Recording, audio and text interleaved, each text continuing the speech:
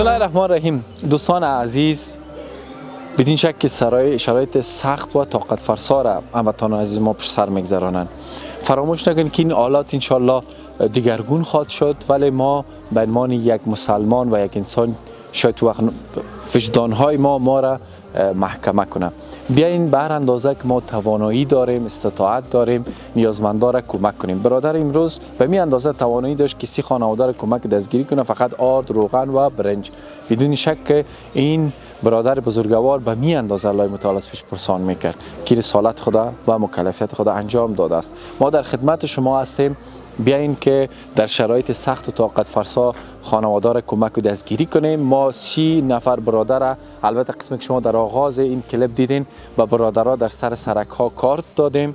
کسایی که موچی بودن، کارهای شاقی دیگه میکردن، امروز آمدن در پشت در هستن و ما انشالله میریم اونا رو دعوت میکنیم داخل و مواد خدا میبرن. بیاین که ما هم همت به خرج بدیم و نیازمندان را کمک و دستگیری کنیم. مطمئن باشین خالی از اجر و پاداش نخواهد بود. میریم مرحله آخری، مرحله سوم است که این فامیلای نیازمند دعوت میکنیم.